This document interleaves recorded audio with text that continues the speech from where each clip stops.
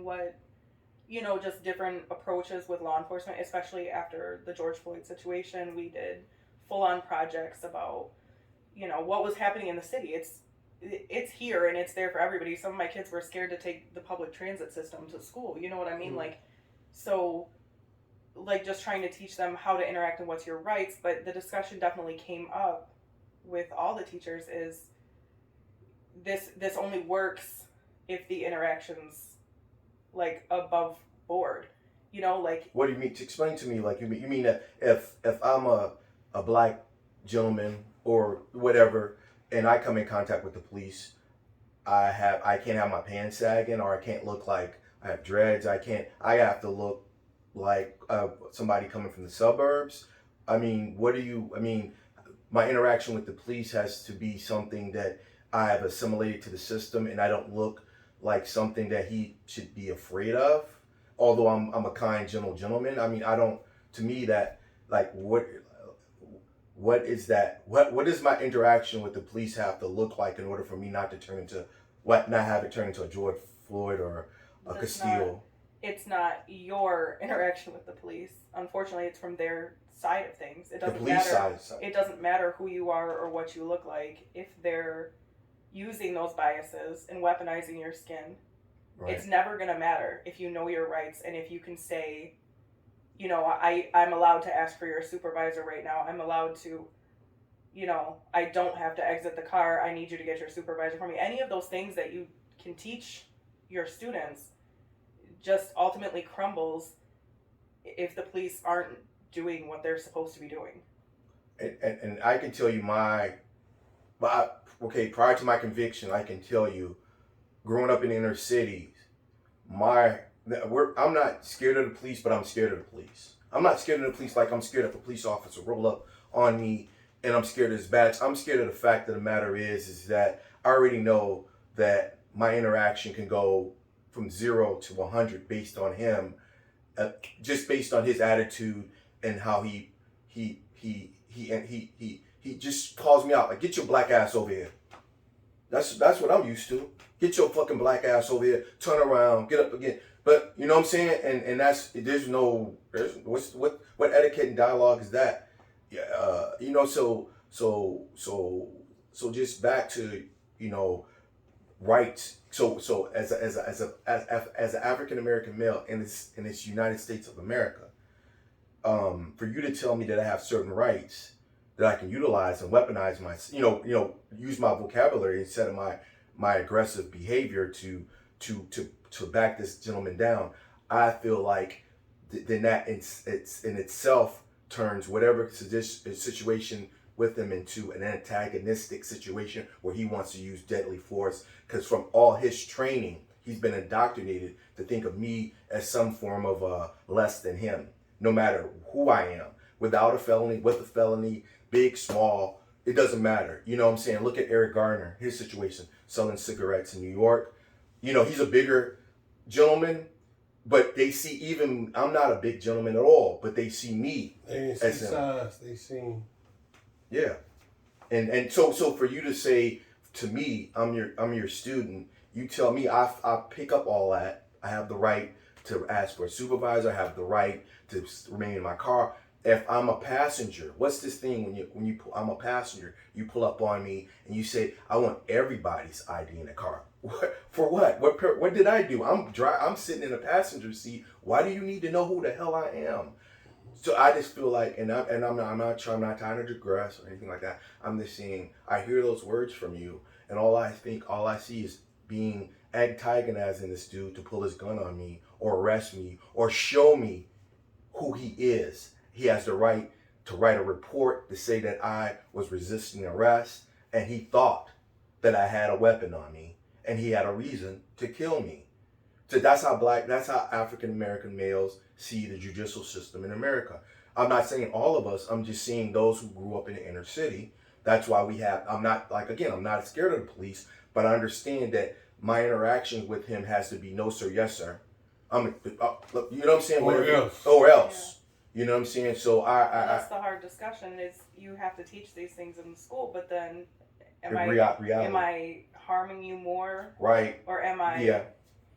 Because I mean, I can teach you how I know it, and now I'm a little more weary, but it's not. Why is it different? God, you know. No. I'm being. This is a raw conversation, and I'm saying because I've dealt with Caucasian females in the state of Minnesota, and I've been told by them, and I've always and I understand the situation is that if the police come to this place where we reside, then more than likely you're going to jail. So act up if you want to.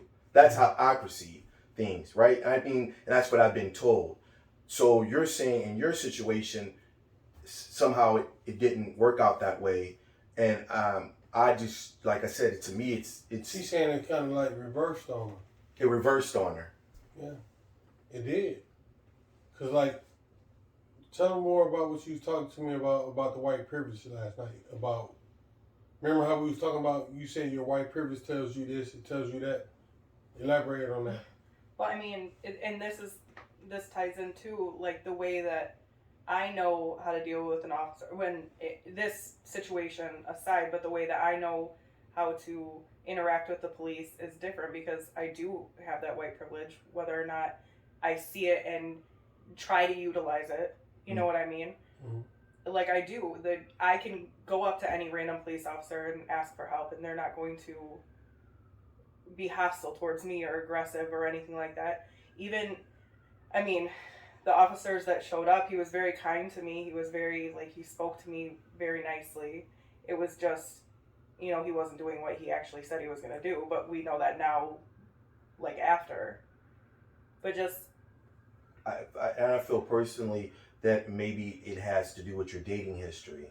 Like, perhaps he ran the guy's name and found out that he was an African-American male. Or her name. And found out that she has a history with the police department. It could, I don't know. This is speculative. So, yeah. I'm just, yeah. We had talked about how I have a restraining order on my ex-husband, who is another black male. And you have to think where I'm running around carless and bloody isn't Yeah, you're not in the Andover. Normal you're not in Andover. White girl spot. Yeah, you're not in Champlain. And so, yeah, I do consider that is. What are you doing over here? I feel like they're telling me you're choosing this. This is your choice. Yeah, you made these decisions. You made the decision to leave Blaine and Anoka to come over here in North Minneapolis. This is what you're gonna get. And not exactly in them words. Not exactly in those words, but in action. Action speaks louder than words. Right. But let's progress with this. I came off a little bit off topic, but I mean, a lot of it has, a lot of it has to do with what we've been talking about. But just to get back to this 30 days and the fact of the matter, the prior history, the domestic, these individuals was utilizing this policy to not help you get back your belongings. This gentleman has everything in the vehicle. Do you thereafter have interactions with the guy who has your car?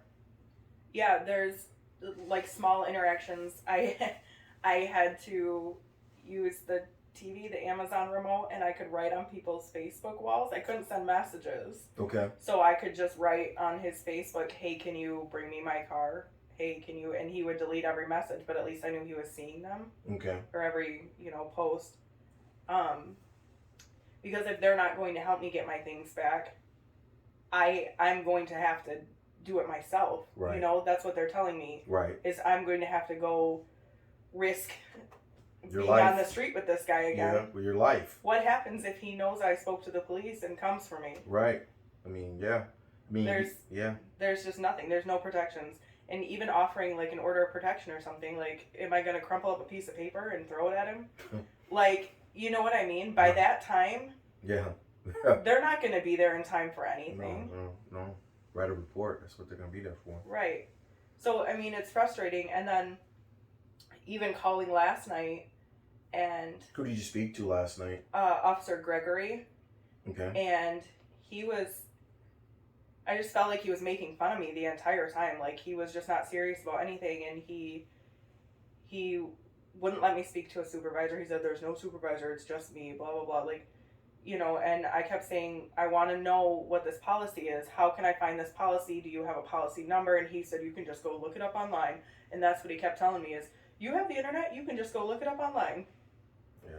I don't. And she called me. She called me last night after that interaction with that officer. And she was crying. I'm like, why are you crying? What's wrong? Did he come over there or something? She's like, no, I was called the police. And I talked to the police, and he's belittling me and telling me I've been drinking, and I told him I'm not drinking. I'm crying because I want my shit back. Mm-hmm. And when she got done telling me the story of the interaction with the police, I called you, and then after I got on the phone with you, I called the St. Paul Police Department and explained to them the whole situation. And I asked them, is that a policy? Is there really a policy? And the dispatcher lady, she told me, she said, yes, that's a Minnesota law, that if you know a person, then 30 days is the rule that you could report your car stolen. She said, but she also went on to say that if I don't know the person and they snatch your keys from you and take your car, then it's a whole different situation. Why is it different? That don't make sense. Makes no sense. Why is it different? Why is it different? A theft is a theft. Yeah. Who passed a this theft policy? is a theft. Who's... And it's the thing that taxpayers don't know that they're voting on, that they're paying for with law enforcement, that is a dumbass rule, because if I know you and I take your car keys and steal your car, you can't report it for 30 days. But if I don't know you, I take your car keys, I could be prosecuted right away, and you report your car stolen. Yeah, that don't make sense. And then we like, and let's keep it in context. We're talking about domestic violence issue where an individual has been hurt. An individual doesn't have anything, doesn't have phone, doesn't have anything necessary to even do anything to even help themselves get back to where they need to be. And it's all I can give you is a ride home. I mean, come on, it's an Uber. I mean, what the hell? Yeah. The Uber. I could have called Uber for this. Yeah. So last night in the phone call as well, Officer Gregory said that they wrote in the original report that I was non-compliant.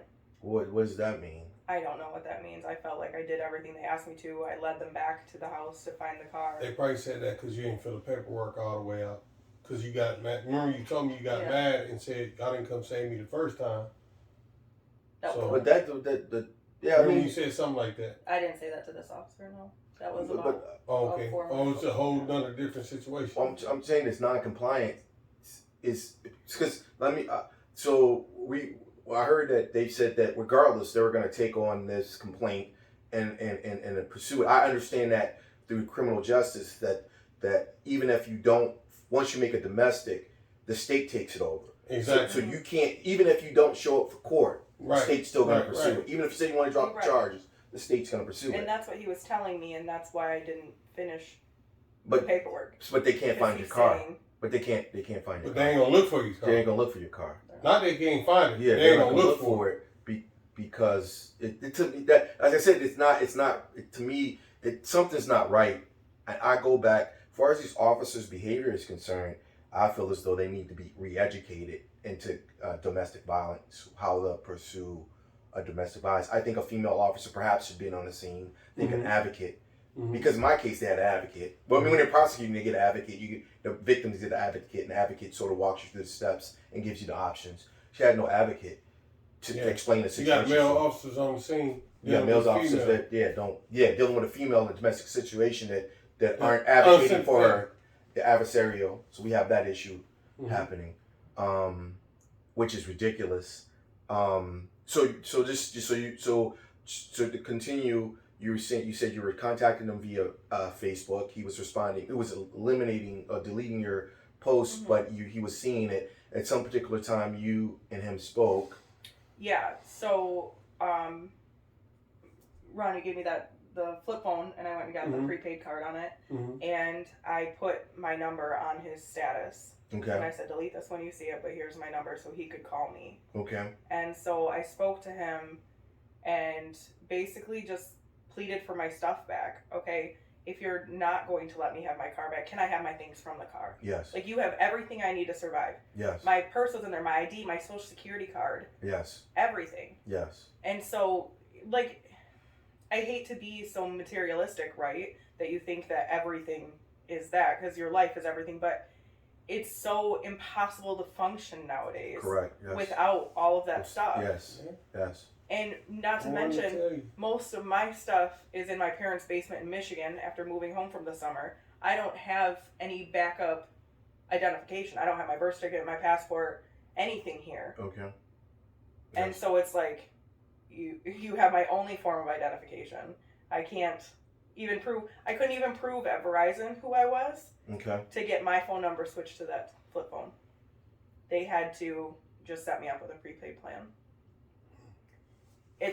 Have you since gotten all that stuff back? So he did come, and we had a really quick interaction. He let me get what I wanted from the car. So my purse was under the seat, and it looks like it was untouched. So all my stuff was in there. He gave me my cell phone back, and I got the basket of clothes from the trunk. And then he was really antsy to get out of there. He had somebody in the car who I've never met.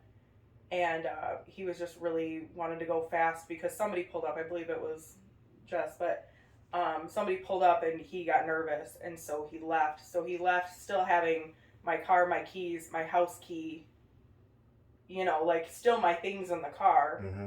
And so I had called him after, and I'm like, seriously, like I can't even get in my own house. Like, you can't even give me my house key back. And then he was super jumpy. He at one point like kind of jumped at me and said like, don't make any quick moves. Like, he thought I was gonna try to get in the driver's seat. Take the car back. But there's somebody else in the car. I'm not kidnapping your friend and getting, Yeah. But honestly, and not that I'm even strong enough or capable to use it, but my taser was in the driver's side door, and I did want that just to have. I doubt I'm even capable of tasing anybody.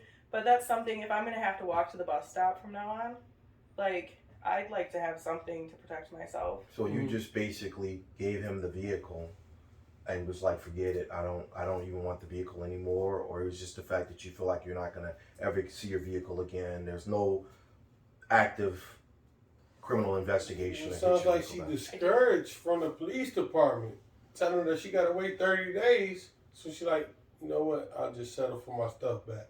Because they're not going to do nothing. Yeah, I was just pleading for my stuff back. And I had asked him, like, okay, at a later time, we could talk about the car. You know what I mean? Like, I just wanted my things. Today, he called me and said that he'd give the car back. Yeah. And then he never showed up and decided he didn't want to. He's accusing me of all sorts of things. I'm literally stuck in the house. I have no car. So he thinks that I'm, like, having huge orgies over here or something. I'm not really sure what he's aiming at now, but he's just pissed again and won't give the car back. So how long were you guys together before you left to go to Michigan? So he was in prison for like the last year. So I had met him before, and I was coworkers with his cousin, and so when his cousin got killed on 4th Street, when he died, I reached out to this person. Okay. And I hate this story so much, but we just bonded, every day talking on the phone. Okay. And as soon as he got out, we set up he had intensive parole, and they set it up at my house, yeah. Okay. And so I just moved him right in with me as soon as he was out of prison. I know how this sounds. This is why I hate this story. You're really a caretaker. So you met him and thought that I could give him a leg up in life. I don't know. Thought we could like grow in this direction instead of. I get it. So he finished ISR at your house? He did not finish ISR. He went back on ISR? When I left, so he lived with me for maybe 2.5 months before I left. And when I left, he absconded because they told him he had to go live in the halfway house, and it wasn't something he was willing to do. So that's what he's on a fugitive for right now, is that? Yeah. The police officer told me, so as far as I know, his prison sentence was for a runaway DUI. Okay. But they told me it was for a domestic. And that really confused me because I've seen his rap sheet, and doesn't say that, but Okay. I don't. Sorry, that might be irrelevant, but no, I it's was not. just confused when they threw that at me. Like, do you know he's on parole for domestic? But like, what no. police officers see in their car is everything you got arrested for. When they have that computer in the car, it's everything you've been arrested for, not what you've been convicted for. Yeah, so you see it. Yeah, so they see it. It's totally different than calls. A background check or anything like that. Because they see everything that you've been all arrested the calls, for. all the calls. So he's probably been arrested for a lot of domestics, but he's probably never been convicted because everybody not pressing charges against him. Or it was just strange when he said that to me, but I mean that's here nor there, right? Right. It's so you said something, and you said when we were talking briefly, you were speaking about not wanting to call the police or have the police involved because you didn't want to call another George Floyd. What happens if my phone call on a black male ends up like that? I would never be able to forgive myself. I don't care literally what someone would do to me. Is my